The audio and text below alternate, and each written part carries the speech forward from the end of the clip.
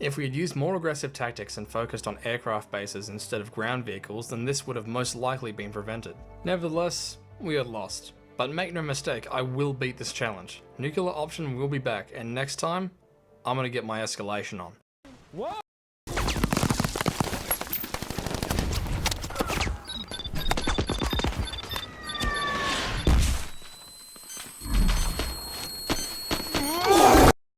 This is nuclear option, this is escalation, and this is my last attempt at beating it.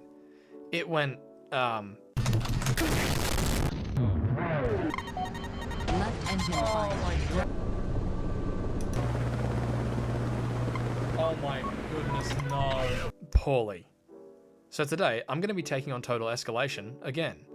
For context, Total Escalation is Nuclear Option's hardest mission, entailing full all-out warfare, eventually escalating to total nuclear warfare. For the record, I do a deeper dive into the game in my previous video, here, so if you want to hear more about how the first run went, or just about Nuclear Option in general, you should check it out. But, without further ado, let's get into it. So, here we are, parked on the ramp in the cricket on the highway strip. If you recall, last time the plan was to take as many fire and forget missiles as possible and fly towards the objective and just sort of figure it out from there. That was, admittedly, a pretty bad plan. So for this attempt, I'm going to do the exact same thing, but faster. You can't get. Now, as stupid as that sounds, I do have a reason for this. In my first run, I played extremely defensively. I didn't really know all the tips and tricks of the game, but since then, I've been practicing. So this first run was mainly a benchmark run to see at my peak speed how fast I could win and or lose. But with all that yabbering out of the way, we get in the cricket and yada yada yada, oh look, here we are. The first order of business like last time was to take out all the line breaker SAMs that were surrounding the base. So we fire off all our AGM-48s and guess what? Okay, there we go. SAM launcher. Well, no, actually not this time. This time the missile was launched from another, smaller, little shit cricket. So, like last time, deployed flares, evade, accidentally drop my gear, That's my gear. and reach rank 1. Now that we have rank 1, we can... That was a stupid mistake. Stall. Never mind. But regardless, we now had access to rank 1 vehicles, which meant it was time to hop in the compass. Now this is where my time away from the game actually does give us an advantage. Since it's been a few updates since we last played, we now have access to cool new technologies, like this, the PAB 250. LR. Remember these little PAB 80 LRs? Now meet its bigger brother. This has all the same advantages as the smaller 80s, but contains significantly more boom, meaning it can take out more targets for the price of one bomb. And I knew exactly where to put them. Just like last time, we can use glider bombs to take out heat-seeking targets, so we took out some more SAMs before returning to the base. But on our way back, we saw this. What? He just ejected. Okay. What is behind us? Good lord, anti-air, please do something about that. I got this. Once again, the Ibis had launched a strike on our base, dealing admittedly slightly less damage than last time, but still destroying vital infrastructure. Now the fact that this happened again wasn't what fascinated me so much, it was the fact that it was the same vehicle at the same time, just like last time. With that in mind, I came up with a theory. Effectively, with the information that we've just seen, it wasn't too far out of logic to assume that the AI ran a predefined script, and I don't mean every single movement was scripted, I mean the overarching movements are scripted. I'll have to get back to that later. For now, I've got some enemy aircraft to destroy, especially this one. So naturally, I shot it down, watching where I was flying of course. Grunkle Stan, are you wearing a blindfold? Nah, but with these cataracts, I might as well be. What is that, a woodpecker? Damage as the other one did.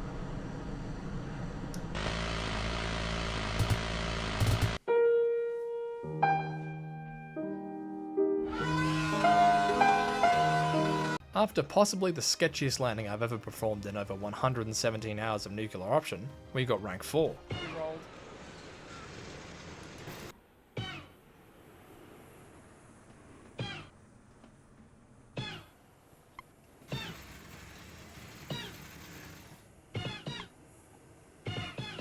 Yes. Now at this point, comparing this run to the last one, we were doing exceptionally well. We had jumped from rank 1 to rank 4 in one fight, meaning we had access to a majority of the aircraft in the game. And to add to this, we could afford every plane with and up to rank 4. However, buying the plane with such a high price tag also entails that we have to manage to keep it and not, crash it. So instead, I decided to go with a safer option and use this, the all-new A19 Brawler. This is one of the new planes that has been added very recently. It resembles an A10, definitely flies like one, and has everyone's favourite feature: big gun. However, we did have one small issue. The highway strip, whilst not completely destroyed, like last time, was still damaged, meaning we couldn't spawn bigger aircraft like the Compass or the Cricket, so it needed to be repaired. In the last run, I did this by flying over an Ibis or Tarantula from the nearest available airbase and dropping in a jackknife. However, whilst reading the comments on my last video, I was informed by some much smarter people that you can just spawn the Ibis in and then deploy the jackknife immediately, providing that at least one helipad is available. Don't exactly know why I thought that wouldn't work. Regardless, we flew over in a Brawler, which by the way has one of the best soundtracks ever conceived by man.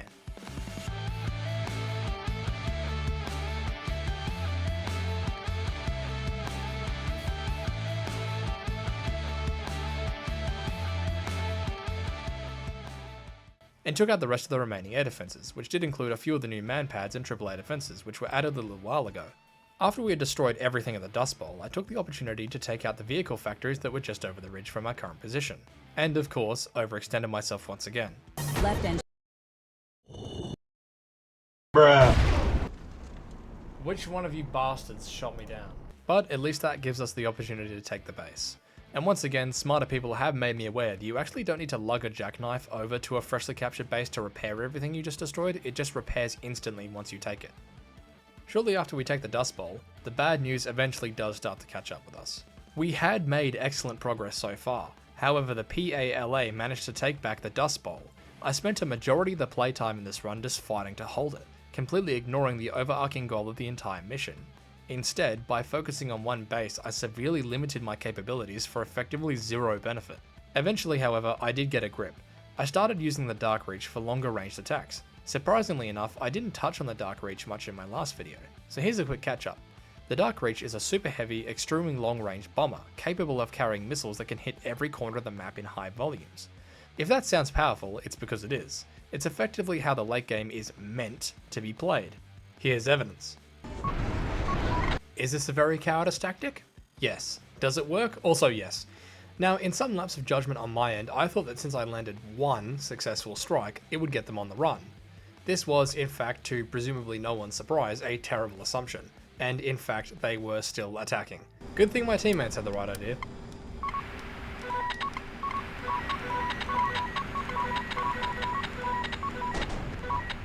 I think we're winning this.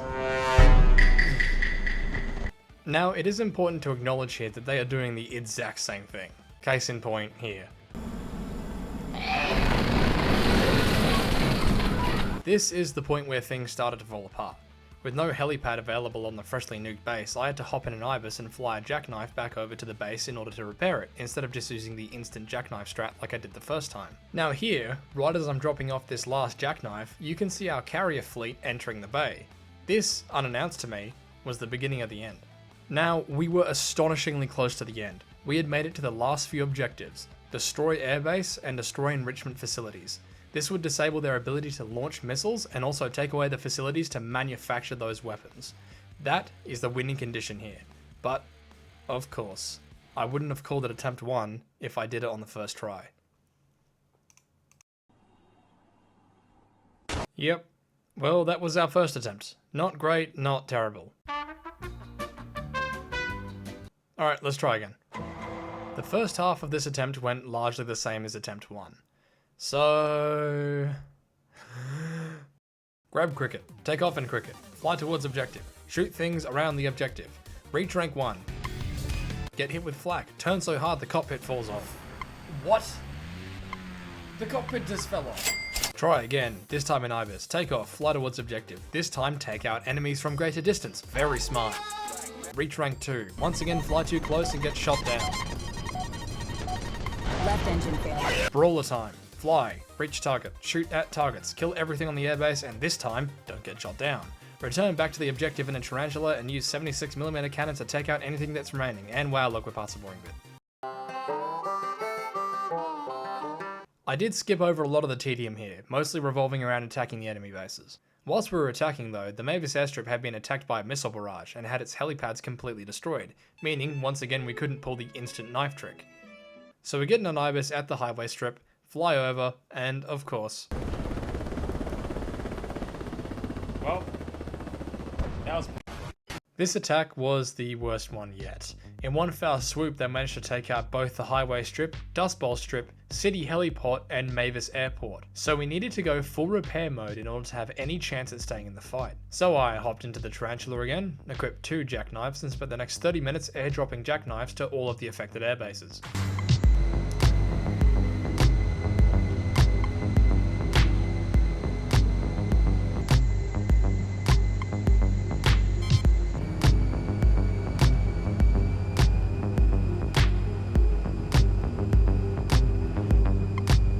But, with all that out of the way, we could continue onwards to the Dark Reach phase once again, just in time for our naval support to arrive again. Also, this was around the time that I found the LA and D4s had a bit of a pathing issue. Why did it just die?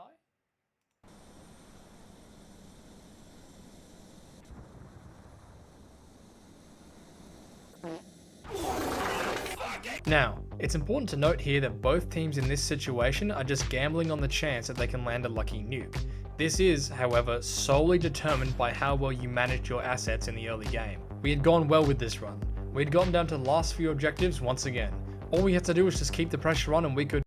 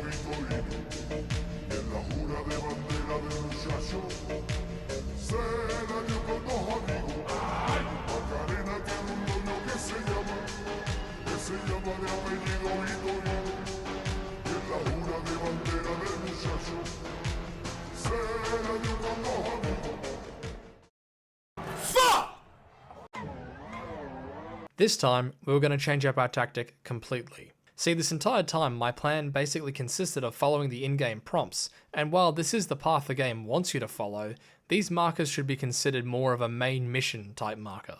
In a basic sense, I was playing Escalation like a game instead of a simulation. In reality, what we should do is take a more strategic stance. So let's analyze the map, and more importantly, what we need to do in order to win. First off, radar. Radar, no matter which way you pitch it, is the main way you spot enemies from long distances. Now in Escalation, there are 3 main sources of radar. There is obviously our own aircraft's radar, which we mainly use for close encounters to track enemies. However, the radar is primarily used for gun leading. There are a few big disadvantages to relying on onboard radars, the first being line of sight. Let's say we are here, we want to engage this target, here. We lock on and we fire a missile. Now it may only sound like a few steps, and it only takes a few seconds, but within just these few seconds, a lot of different things happen. Firstly, when we lock the target gets a lock-on warning. In fact, because we were able to get a radar lock at all means the target probably already knew we were here long before we even fired. When we do fire, the target immediately gets a missile launch warning, prompting it to perform evasive actions, and it doesn't take a lot of maneuvering to break a missile lock. Let me propose an analogy you've probably heard a few times.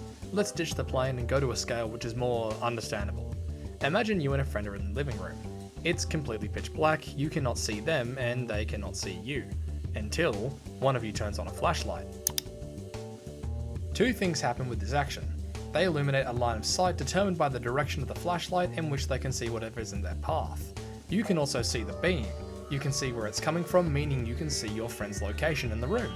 Now let's turn the tables and say that you're holding the flashlight instead. Same rules apply. If your friend wanted to hide from you, all they'd have to do is move out the way of the beam. The easiest way to do this is to hide behind an object. Moving back to the simulation, you can see how these rules apply here. And with this knowledge in mind, it would be in our best interest to hide behind cover as well. They can't see us and we can't see them. So how can we find each other if we can't see each other? Well, this is where the next form of radar comes in. Radar stations, or stationary radar, is a form of tactical infrastructure that is purpose-built for spotting enemy aircraft. In the dark living room example, this would be the equivalent of a lighthouse spotlight being placed in the corner of the room. When an enemy aircraft is spotted, the radar tower takes its location and shares it to us via a process called data link. This effectively means that it takes the target's position, designates its position relative to our own. Now applying this to escalation, we can understand that the radar stations being so useful, both sides would shortly have them, and sure enough they do. Now that we know how these radar stations can be used, what do? Well, we blow them up. Oh, bro. This process is fairly simple. The purpose of a radar station is to spot enemies from beyond visual range, meaning they're placed extremely far away, often in high areas that are hard to reach. That doesn't mean they're not easy to find. If you recall the example I just mentioned about the flashlight, you would understand that all we need to do to find them is trace their light beam back to the source. And spotting the light beam is incredibly easy. You just have to pay attention. And you can see it right there. Did you get it? Okay, let me zoom in. If you've seen the mini-map basically any point throughout this video, you may have noticed these blinking lines. These lines appear whenever we get pinged by a radar station. So simple, we just have to fly over and blow it up, right? Well, there is just one small caveat. The radar stations are extremely important, for more reasons than just data linking. Again, with the flashlight example. When someone is aiming a flashlight at someone else, you can not only see who's aiming the flashlight, but you can see who it's being aimed at. This means you can use this gigantic beam to light up targets miles away so ground-based missile launchers can shoot at them. This brings us to today's villain, the Stratolance. Much like the Auto Sentry Spag, it is extremely high up on the food chain of anti-air weaponry. It uses said radar towers to track airborne targets from the other side of the map. The only reason why we're safe on the runway is because there is, you guessed it, a mountain in the way. However, this doesn't help much. The moment we get above a certain altitude, it tracks us and fires. Unlike the line breaker SAMs, however, breaking a lock without cover is extremely difficult. And the altitude you need to exceed to get a lock, well, if you're sitting right now, I'd like you to stand up. If you're standing, I don't know, good for you. Either way, just jump. Yep, just like that. That's all it takes for this thing to lock on, just Anyway, with all this out of the way, what was the plan?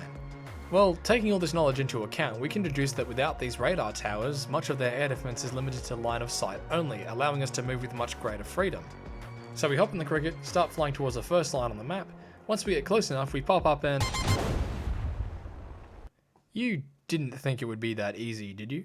This is where I truly learnt the scale of escalation. Every factory, every tower, every vehicle, and every soldier all contributes to part of the war. And every single time something gets killed or destroyed, the entire picture changes, like a gigantic chessboard. And with this realization came planning. Initially I was under the impression that factories and buildings only served as a way to gain points. However, understanding that they all serve a practical purpose in-game was big news to me. So to start, let's pause and rethink this plan. Firstly, I would follow the marker to destroy the airbase. I know I did that before, but bear with me. Second, we'd work on the nearest depots. One of the main issues we have is ground forces repopulating the Dust Bowl after we've taken it, so we need to push them back and keep them back. If we can take out the radar towers nearby, they won't be able to see where we are in certain sections of the map. This will allow us to build up more force without the PALA even knowing, effectively allowing us to fast track all of the objectives and win the game.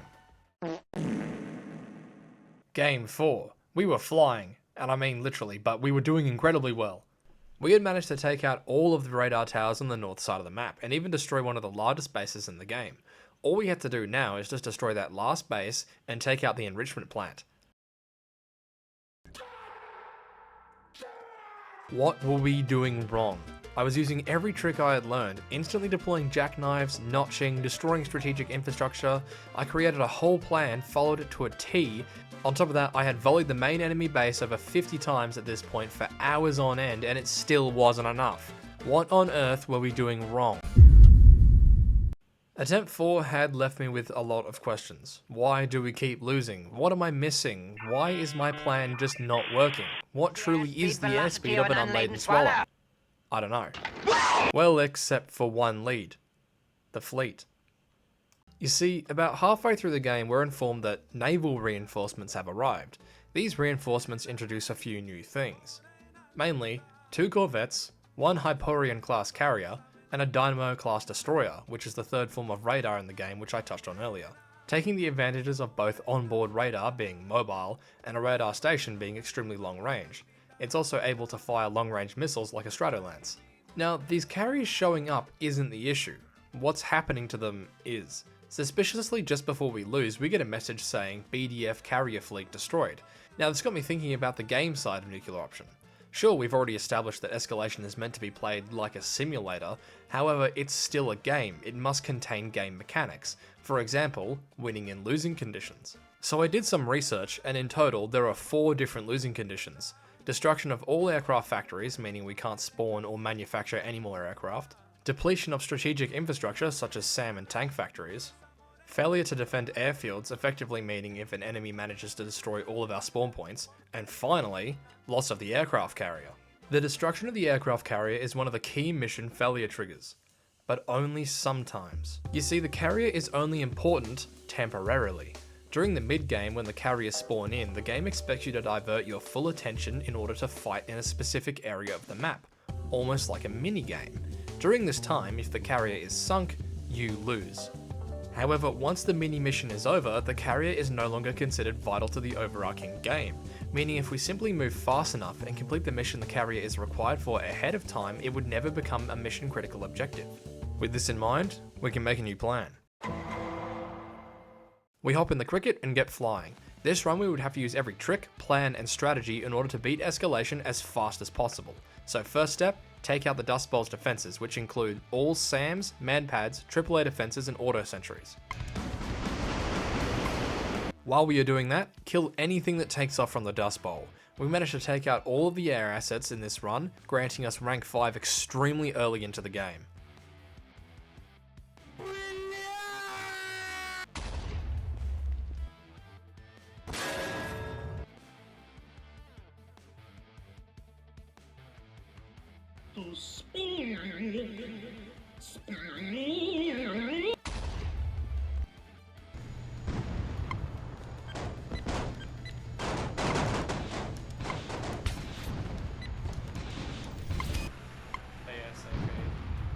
Look at that.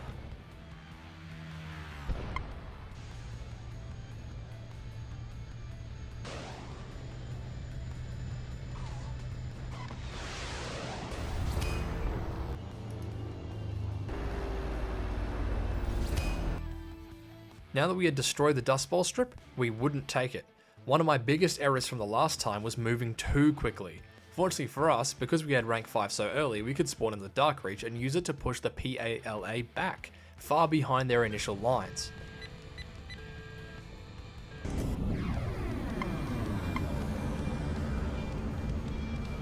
Now that we had the PALA on the repair, we can begin step 2. The Dark Reach had a few new features, mainly the capacity to carry 68 250 kilo glide bombs. To save the quick math, that's 17 tons worth of explosives in one payload. Now you might be saying, use the power driver, it's faster and more powerful, and yes, I do agree with you, the nukes in this game are incredibly powerful.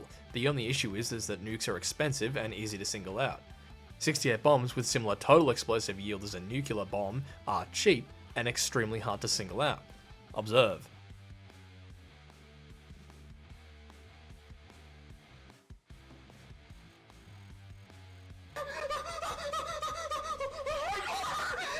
Now that we've got that out of the way, we can move on to destroying the last 2 objectives. However, there is a small issue. When you start Escalation, you're only made aware of certain things, meaning if you want to target something specific, you have to see it in person before you can see it on the map. And of course, we haven't flown over any of the remaining objectives yet, which brings us to step 3. There are vehicles in the game capable of missile defense, like the Medusa, however piloting vehicles effectively takes a lot of skill, which I don't have. Fortunately for me, we don't have to do anything at the airbase in order to mark it on the map. All we have to do is see it, and there's nothing that says I can't see the airbase even if I'm going 2,400 kilometers per hour.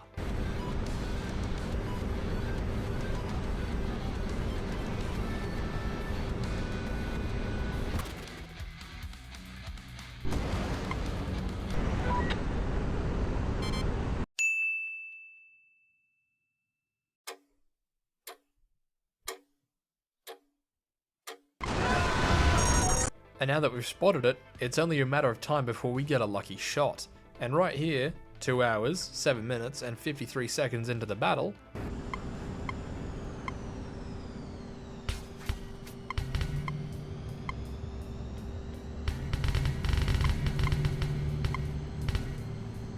I hit it. Okay, now... we had done it. We'd successfully struck the PALA base, forcing them to surrender. With that done, I made a nice soft landing and called it.